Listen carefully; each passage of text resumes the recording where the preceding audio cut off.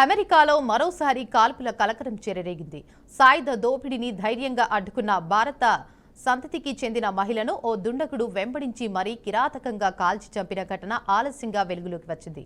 మృతురాలిని గుజరాత్కు చెందిన కిరణ్ పటేల్గా పోలీసులు గుర్తించారు. యూనియన్ కౌంటీలోని పిక్నీ స్ట్రీట్లో ఈ దారుణ ఘటన చోటు చేసుకుంది.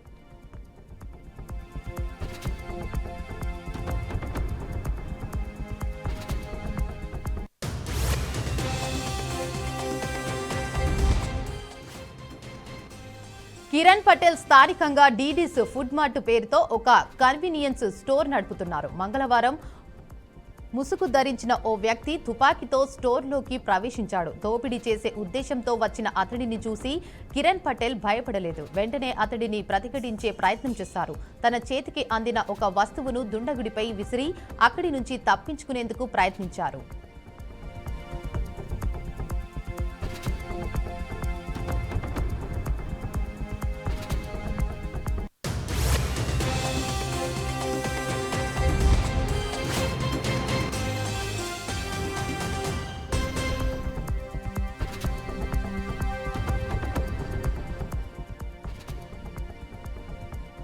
ఇక దీంతో ఆగ్రహానికి గురైన దుండకుడు ఆమెపై కాల్పులకు తెగబడ్డాడు. క్యాష్ కౌంటర్ పైకి దూకి మరీ ఆమెపై బుల్లెట్ల వర్షం కురిపించాడు. ప్రాణభయంతో కిరణ్ పటేల్ స్టోర్ బయట ఉన్న పార్కింగ్ వైపు పరుగులు తీశారు. అయినా ఆ దుండగుడు ఆమెను వదలకుండా వెంబడించి మరిన్ని రౌండ్లు కాల్పులు జరిపాడు. తీవ్ర గాయాలతో ఆమె స్టోర్ ప్రవేశ ద్వారానికి కొద్ది దూరంలోనే రక్తపు మడుగుల్లో కుప్పకూలిపోయారు.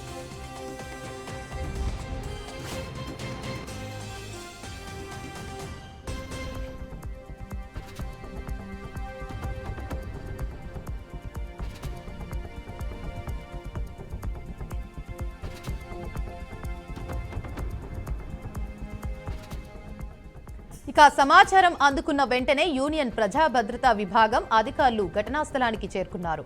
కాల్పుల తర్వాత నిందితుడు అక్కడి నుంచి పరారైనట్లు అధికారులు గుర్తించారు. ఈ ఘటన మొత్తం స్టోర్లోని సెక్యూరిటీ కెమెరాల్లో రికార్డైంది. సీసీటీవీ ఫుటేజ్ ఆధారంగా నిందితుడి కోసం గాలింపు చర్యలు ప్రారంభించినట్లు పోలీసులు తెలిపారు. ఉపాధి కోసం వెళ్లిన భారత సంతతి మహిళ దారుణ హత్యకు గురి కావడంతో స్థానిక ప్రవాస భారతీయులు తీవ్ర ఆందోళన వ్యక్తం చేస్తున్నారు.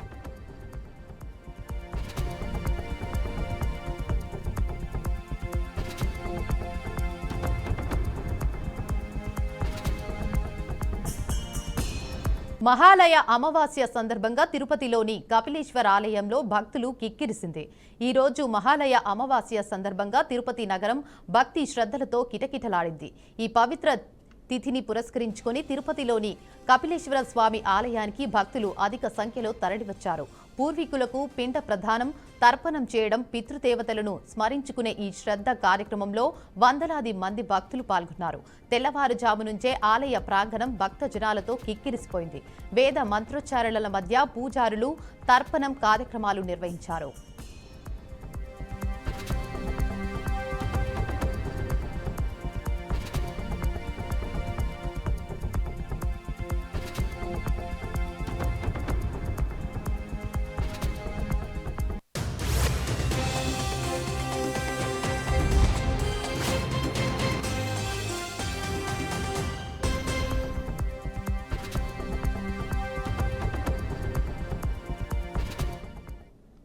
ఎన్టీఆర్ జిల్లా నందిగామ నియోజకవర్గంలో గత రాత్రి భారీ వర్షం కురిసింది.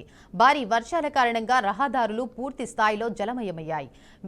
వీరులపాడు మండలంలోని గూడెం, మాధవరం, జుజ్జూరు, అల్లూరు గ్రామాల్లోని పల్లపు ప్రాంతాలలో ఇళ్లలోకి వరద నీరు ప్రవేశించింది. కంచికర్ల మండలం చెవిటికల్లు వద్ద లక్ష్మయ్య వాగు పొంగి పొర్లుతుండటం చెవిటికల్లుకు కంచికర్లకు రాకపోకలు తాత్కాలికంగా నిలిపివేసినట్లు అధికారులు తెలిపారు.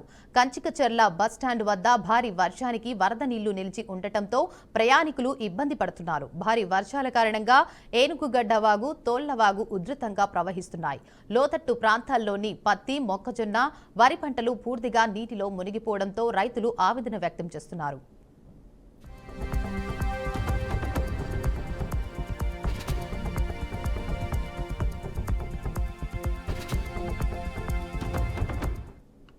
తిరుమలను రాజకీయ ఆట స్థలంగా మార్చారని వైసీపీ ఎమ్మెల్యే భూమన కరుణాకర్ రెడ్డి తీవ్ర విమర్శలు చేశారు. జ్ఞానం లేని పుణ్య మూర్ఖుడు లోకేష్, భక్తి లేని రసరాయుడు బిఆర్ నాయుడు అంటూ దుయ్యబట్టారు. నేను ఉన్నప్పుడు పరకామణి ఘటన జరిగిందని రుజువైతే నా తల నరుక్కుంటానని స్పష్టం చేశాడు. రుజువు కాకపోతే లోకేష్ బిఆర్ నాయుడు క్షమాపణలు చెప్పాలని భూమన హెచ్చరించారు. మా హయాంలోనే రవికుమార్ అనే వ్యక్తిని పట్టుకున్నామని, మా పాలనలోనే ఆయన దొంగతనాన్ని బయట పెట్టామని భూమన పేర్కొన్నారు. చంద్రబాబు సీఎంగా ఉన్న సమయంలో కూడా రవికుమార్ చోరీ చేశాడని, రవికుమార్ కుటుంబ సభ్యులు పాప పరిహారం తమ ఆస్తులను టీటీడీకి ఇచ్చారన్నారు. తిరుమలను కూటమి నేతలు రాజకీయ స్వార్థం కోసం వాడుకుంటున్నారని భూమన విమర్శించారు. చేసినటువంటి తప్పుకు దేవుడికి కానుకగా ప్రతిఫలంగా రవికుమార్ ను పట్టుకున్నదే మా వాళ్ళు, అంటే మా ప్రభుత్వంలో అధికారులు అతని చేత పట్టుకున్న తర్వాత ఆ కుటుంబ సభ్యులు, అతని శ్రీమతి, అతని కుమార్తెలు జరిగినటువంటి ఘోర అపచారానికి, నేరానికి తమ భర్త మీద బాధతో, ఆర్తితో వాళ్ళందరూ కూడా దేవస్థాన అధికారులను సంప్రదించి ప్రాయశ్చిత్తంగా, పాప పరిహారంగా, స్వచ్ఛందగా చేసినటువంటి తప్పుకు దేవుడికి కానుకగా ప్రతిఫలంగా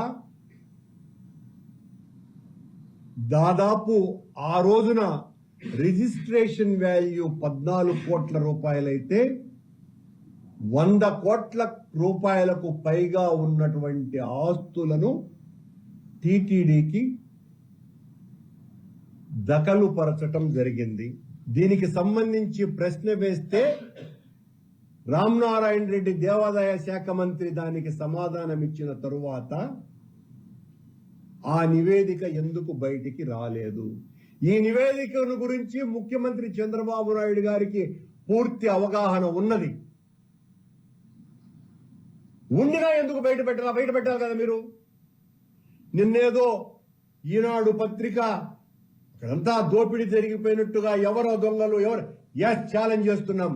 దమ్ము ధైర్యము ఉంటే వెంకటేశ్వర స్వామి భక్తులంగా వెంకటేశ్వర స్వామి సేవలో తరించినటువంటి వ్యక్తులంగా ఛాలెంజ్ విసురుతున్నా దీన్ని సిబిసిఐడి ద్వారా కాకుండా సిబిఐ చేత విచారణ చేయించండి. సిద్దిపేట జిల్లా దుబ్బాకలో నకిలీ 200 రూపాయల నోట్లు కలకలం రేపుతున్నాయి. సంత కావడంతో రద్దీగా ఉన్న మార్కెట్లో గుర్తు తెలియని వ్యక్తులు నకిలీ నోట్లను చలామణి చేశారు.